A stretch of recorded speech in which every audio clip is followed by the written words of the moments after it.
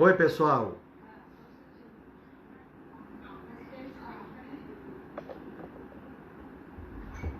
Mas há um instante. A Celi está dizendo que esse horário é um tráfego muito grande, realmente fica fazendo isso. Que você faça e só explique para as pessoas que fiquem ouvindo o áudio, porque está perfeito ouvir a fala dela, só está Tá, desencontrado, viu? tá. Tá? Olha, pessoal.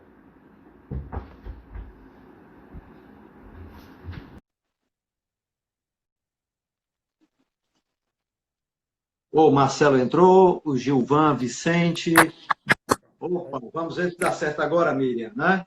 A minha voz, não é? Não sou? Sim, vamos Agora gravar. eu recebi uma informação, eu recebi uma informação de que nesse horário o tráfego é muito grande Eu e acontece isso mesmo.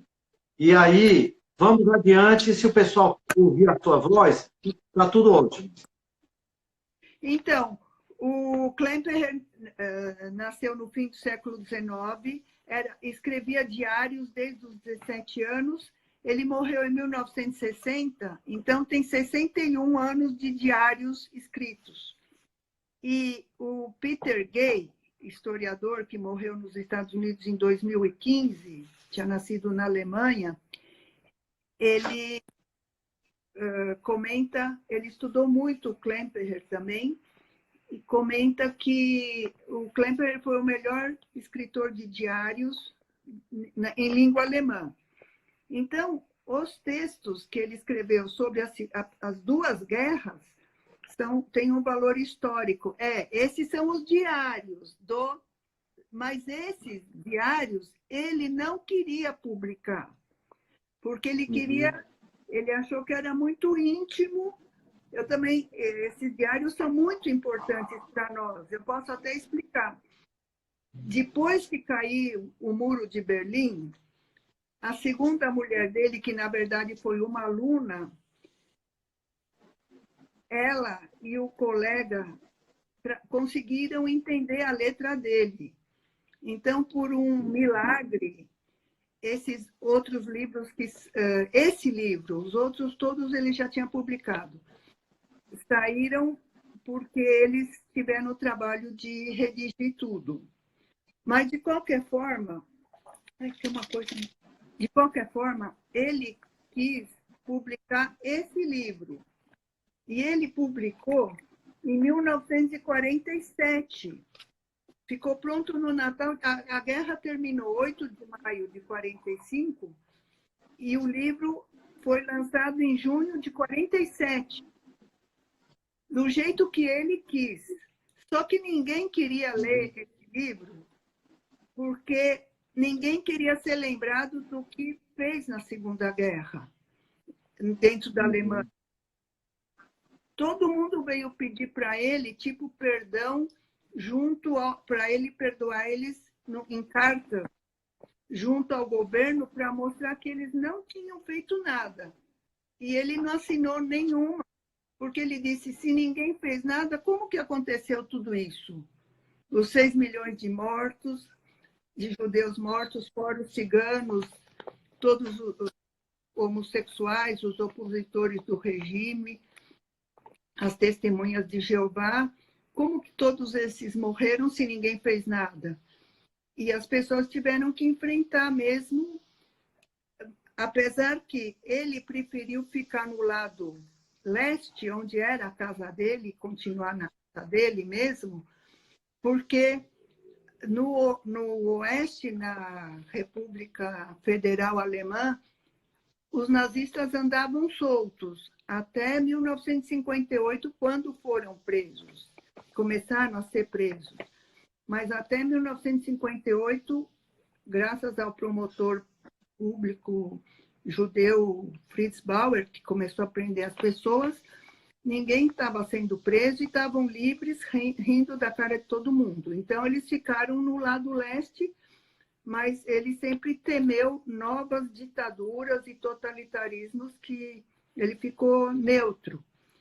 E ainda tenho que falar mais uma coisa, que quando Hitler subiu ao poder, ninguém acreditava naquela pessoa, né? Uma pessoa tão estranha. Então, ele, que era apaixonado pela Alemanha, se recusou a acreditar, e ele só percebeu que a história era verdadeira quando ele foi atingido, que 2 anos e meio depois de Hitler já estar no poder, porque ele não queria enxergar. É o fenômeno que a gente vê hoje do negacionismo. Nós conhecemos quem falou que a Covid-19 é uma gripezinha e como explicar os 38 mil que morreram da Covid até ontem, pelo menos. E esse negacionismo da parte do Klemperer não é que ele fosse um bobo e não quisesse enxergar o que estava acontecendo, mas é muito triste você se dar conta que ele era apaixonado pela Alemanha, ele achava que os nazistas eram estrangeiros na Alemanha, e eles dominaram tudo. Então, ele foi o excluído, o pária. Então, não tinha isso de não querer enxergar. Não queria enxergar porque era muito triste ver que tudo no que ele tinha acreditado até aquela data foi por água abaixo, e o terror estava solto. Logo que Hitler assumiu o poder, ele fechou o parlamento, pôs fogo no Reichstag, que é o parlamento. Os opositores todos foram presos, já para campo de concentração, e o terror estava solto mesmo, mortes. Mesmo dentro do partido nazista, em 30 de junho de 1934, eles entre si se mataram. O Hitler ordenou a matança de todas as lideranças da SA, que era a milícia que já existia antes dele assumir o poder, os capacetes de aço, né? E dessa forma também é importante frisar que Hitler não se elegeu com grande maioria, se elegeu com pequena maioria, porque os 2 partidos que tinham percepção do que vinha pela frente não se aliaram. Então, a gente tem que aprender com a história a importância da frente ampla. Nós estamos enxergando a nossa frente. A gente tem que aprender com a história para não se repetir como já foi em novembro de 2018, né? A frente ampla, a gente tem que ter a humildade de fazê-la, porque meu pai mesmo me contou.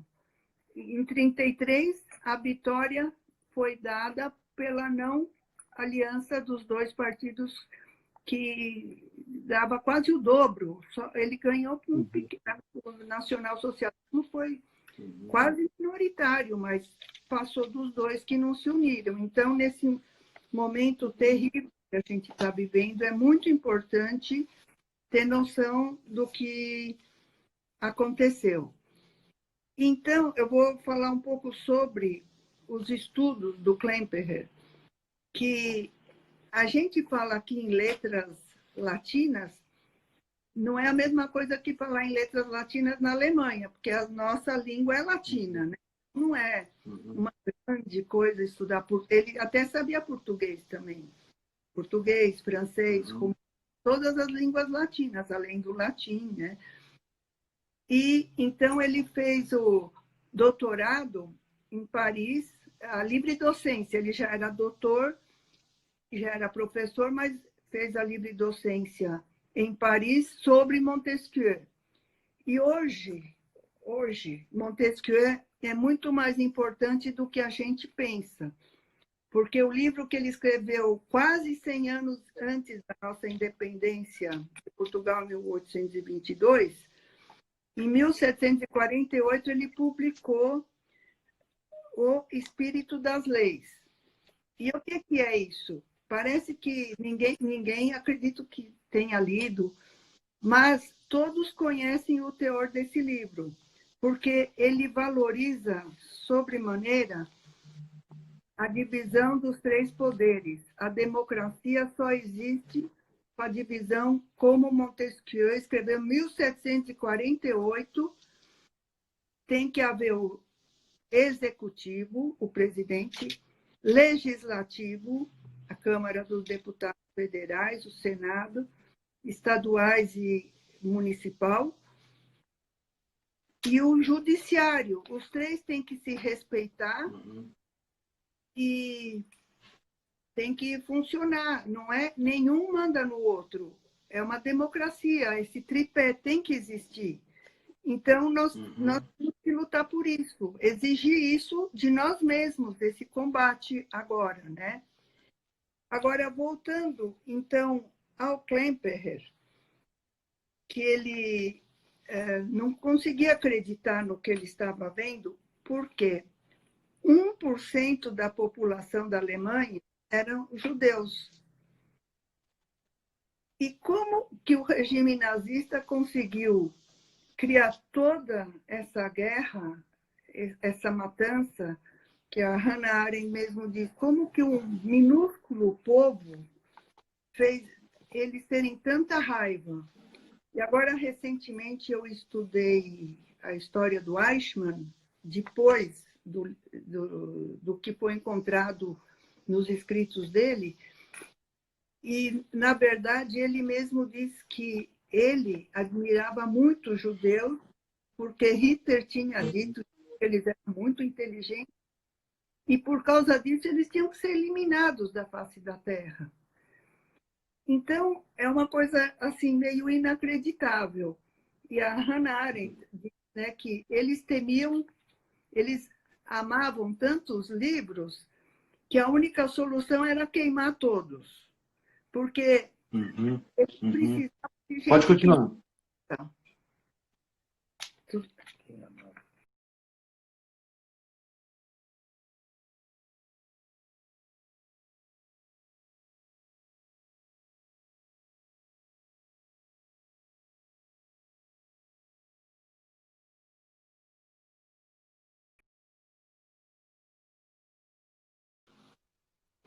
Está travado lá. Travou? Então vamos esperar. Voltou? Voltou. Tá ótimo agora, viu? Ok.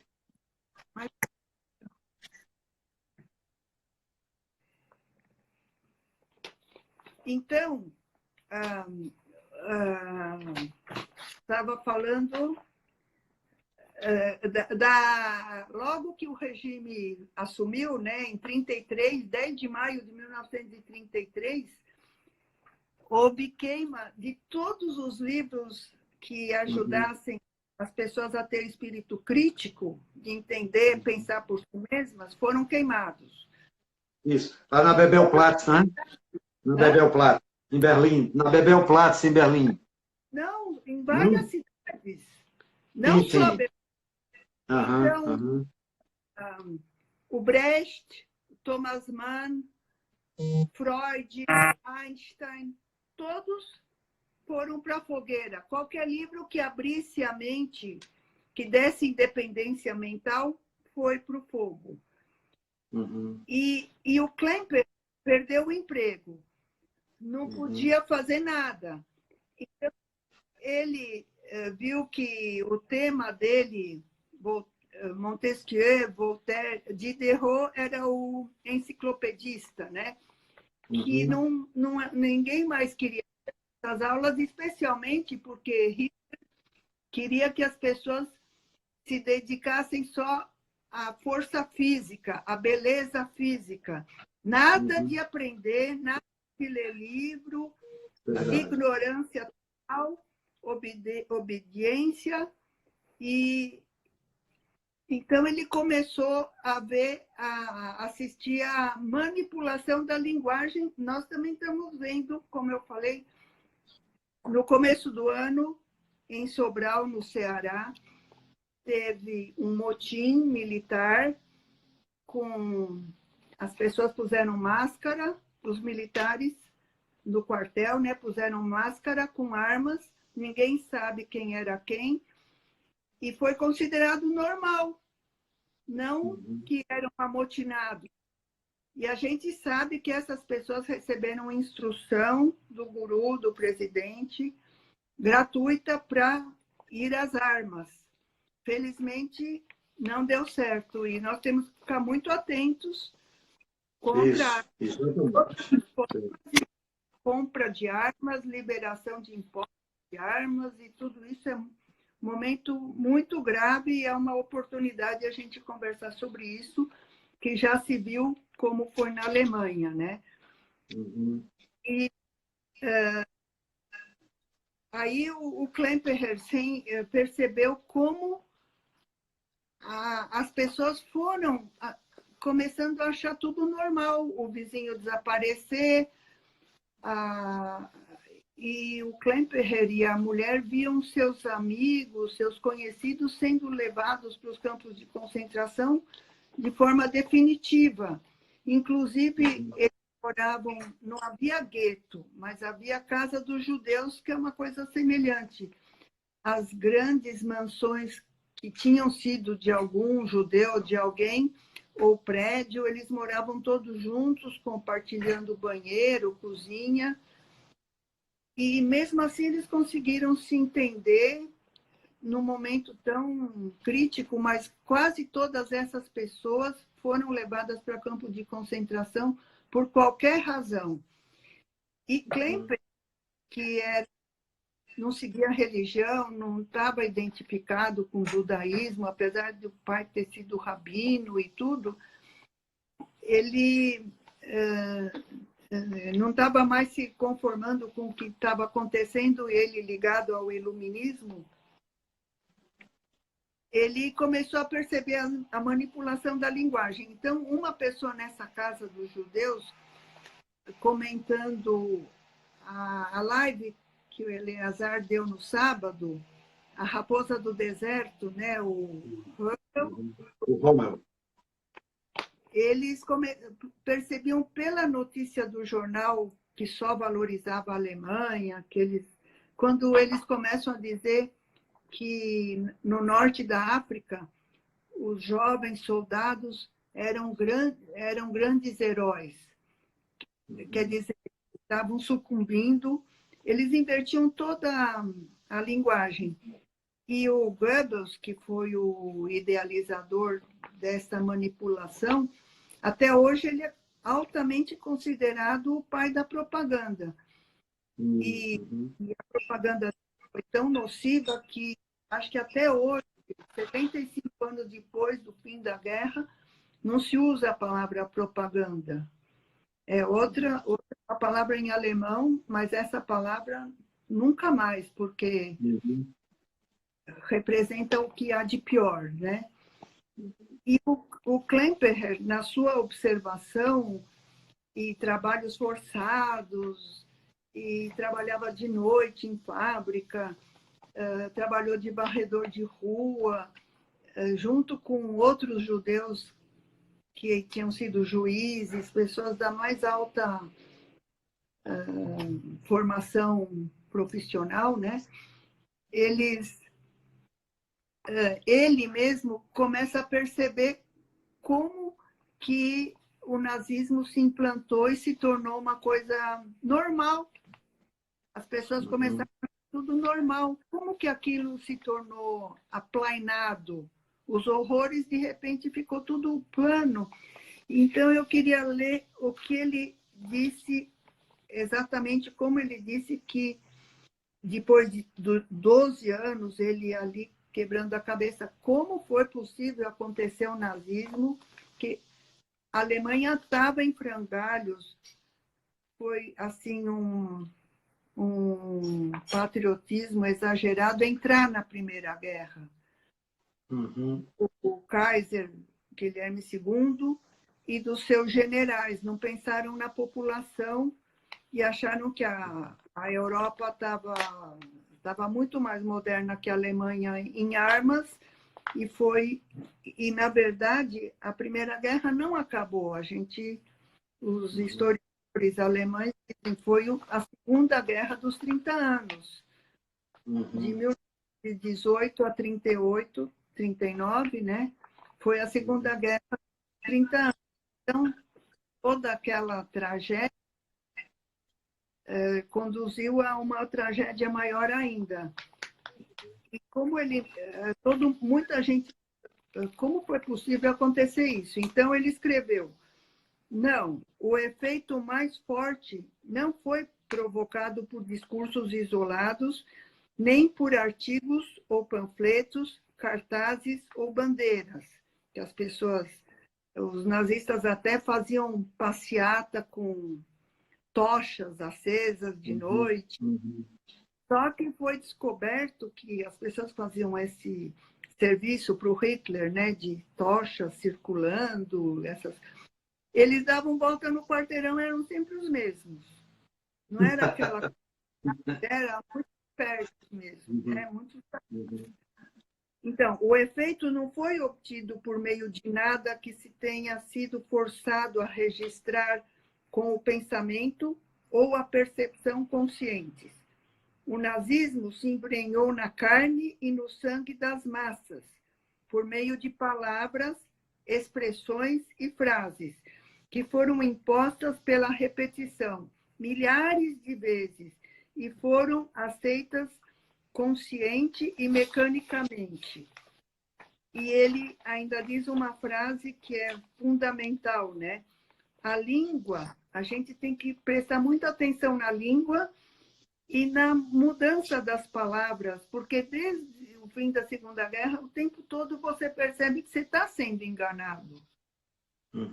A televisão, o mesmo jornal, coisas... As pessoas, inclusive, passaram a usar mais o superlativo, como ele dizia, tudo virou um superlativo, era tanta exclamação que você até ia explodir, que tudo era fantástico, nós somos melhores, tudo mentira, mentira. A penúria, tudo foi encoberto, né? Como agora o Brasil aparece 50% da população sem água encanada, sem banheiros, não pode nem lavar a mão para evitar doença. Então ele diz: a língua conduz o meu sentimento, dirige a minha mente, de forma tão mais natural quanto mais inconscientemente eu me entregar a ela. Ou seja, se você não tiver espírito crítico, você embarca direto no que alguém for dizer para você, né? O que acontece não usar máscara, dar abraço? Você não pode fazer isso, você tem que ter consciência crítica, né? O que acontece se a língua culta tiver sido constituída ou for portadora de elementos venenosos? Palavras podem ser como minúsculas doses de arsênico. São engolidas de maneira despercebida e aparentam ser inofensivas. Passado um tempo, o efeito do veneno se faz notar. Então, a população da Alemanha foi envenenada, realmente, pela linguagem do Goebbels. O Goebbels todos os jornais, a imprensa foi proibida, né, logo no começo, e o Goebbels tinha um jornal, o jornal que na sexta-noite ele, num programa de rádio, dizia quais palavras iam ser usadas naquela semana. Saía no jornal no sábado, quem quisesse escrever jornal, qualquer coisa, tinha que usar aquelas palavras, senão o jornal também nem saía. Então, foi assim uma massificação, manipulação, e as pessoas que foram para a guerra, os pais que perdiam seus filhos, tudo, eles percebiam o que estava acontecendo, mas mesmo assim, o Klemperer dedica um capítulo aos anúncios de jornal. E é um absurdo, né? As pessoas, alguns, publicavam que se quisessem anunciar que seu filho querido tinha morrido, um filho, 2 filhos, tinha que escrever que foi com grande orgulho que seus filhos morreram pela pátria. Moças que perdiam o noivo tinha que dizer que, tipo assim, que ia continuar ligada ao noivo, já que porque ele morreu pela pátria amada e tal, né? Então, foram momentos muito terríveis e a gente tem que ficar atento. Muita gente está falando no Klemperer hoje. Eu já assisti 2 lives falando dele, assim, como assumindo que ele escreveu para o momento atual. Até engraçado, né? Porque... E tem mais um detalhe, porque ele tinha muita inveja dos colegas dele. Um é o Erich Auerbach, que se tornou um escritor muito importante, também de letras latinas, e se deu muito bem na Turquia. E outros que não eram judeus, ele falava, ai, que sorte deles não serem judeus, não são perseguidos e tal. E também ele, por algumas razões, ele não conseguiu sair da Alemanha e ele e a mulher ficaram desesperados do que estava acontecendo, porque muita gente próxima deles, não familiares, pessoas que também, as pessoas que moraram nessas casas dos judeus eram, em sua maioria, de casamentos mistos, porque os judeus casados com judeus já tinham ido para o campo de concentração. E um colega dele conseguiu vir para o Peru. E ele até escreveu uma poesia que eu traduzi no livro, que ele fala: que inveja que eu tenho de você, conseguiu emigrar para um país que fala espanhol, que não era uma língua tão estranha para professor de letras latinas, né? Mas ele não sabia dar aula, mesmo tendo feito livre docência em Paris, não sabia dar aula em outra língua que não fosse o alemão.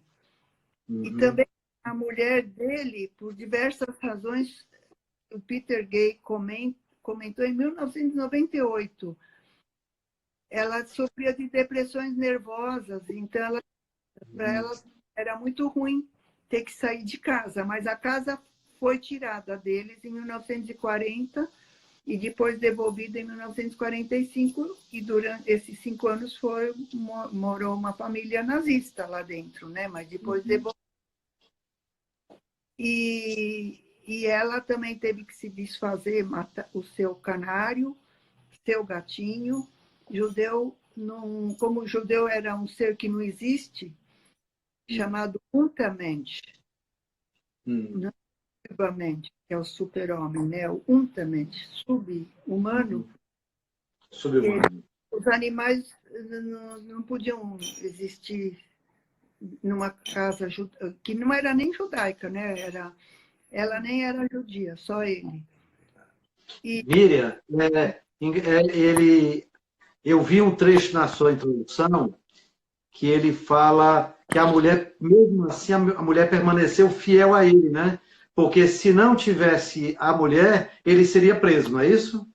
Então, ele faz a introdução do livro, é uma homenagem a Eva Klemperer, que, se não fosse ela, ele tinha sido levado para o campo de concentração e ela também ganhava uma ração um pouquinho melhor que a dele.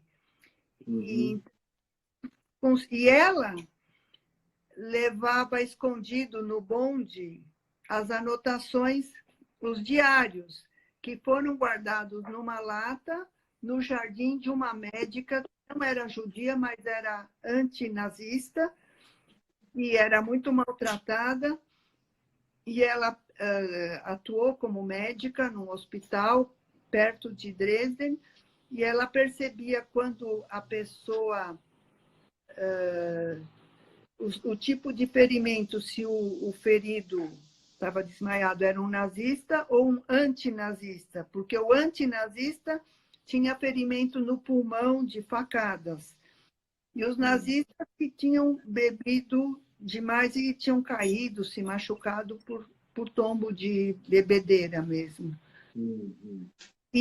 no final, o carisma do Hitler é tão impressionante para o mal, né? Que nos últimos dias da guerra já se ouviam os tanques de guerra da Rússia atravessando a Polônia, chegando na Alemanha, e os fanáticos ainda acreditavam que o Hitler ia salvá-los. E o Klemperer vê isso em 3 níveis, de pessoa simples, média e muito culta, acreditando que o Führer ia salvá-los. E não sei o que... nesse livro, que eu recomendo mesmo, o César Benjamin, acho que está, não sei se na 2ª ou 3ª edição, né? Ele vende pela internet contrapontoeditora.com. Está muito atual no momento. Alguém quer fazer perguntas, estou à disposição. Miriam, parece que assim, a partir do governo nazista, né, parece que a arte de se manipular as palavras se torna um pilar da política, né? Não é isso? Sim. E ela é escondida, né? Como ele diz, como minúsculas doses de arsênico. Você ingere sem perceber. E quando você for perceber, você já está envenenado. E ele também diz que a linguagem era muito pobre. Assim, eles empobrecem a linguagem e ela fica, a escrita e a falada, iguais. Então, você parece um robôzinho obedecendo sem senso crítico. E as leituras são muito coisas cafonas e uma linguagem sem pé nem cabeça. Inclusive, no sábado, ou na outra live, você falou de um Guido. Guido von List. Guido von List. Ele, na Argentina, lá no tempo do Eichmann fugido, na Argentina, é um outro assunto, ele escreveu livros mentirosos também, assim, pegou essa de mentir, dizendo que não morreram 6 milhões de pessoas, não passou de 300 e poucas, e umas coisas assim. Continuou depois esse estilo da mentira também. Isso. Alguém mais, pessoal, quer fazer perguntas? Vamos ver se tem algumas perguntas aqui. Onde eu encontro esse diário do Klemperer? Esse diário do Klemperer que está aqui, né? Os diários... Isso. Da Companhia das Letras. Companhia das Letras, exatamente. Os diários da Companhia das Letras, 1999, ou Sebo. E o LI na contrapontoeditora.com. Tá. Miriam, mas você traduziu também os diários ou não? Não. Ou foi eu traduzi outro, vou mostrar. Tá. Capésios, o farmacêutico de Auschwitz. Ótimo. Todo Auschwitz. É um horror mesmo. Também posso sobre ele. Você recomenda? Recomendo. Só que muita gente não conseguiu ler de tão triste. É mesmo? Não consegue, mas eu tenho a dica, né? Nós somos vivos e nós temos que não deixar que se esqueça o que foi toda essa tragédia. A gente não pode negar. Ser negacionista, então tem que ficar mesmo. A ferida não pode fechar. Isso. Nós falamos uma frase que é lembrar para não repetir, né? A gente fala da guerra não por morbidez, mas fala para não ser repetida. Para não ser repetida. A história, né? A história está aí para...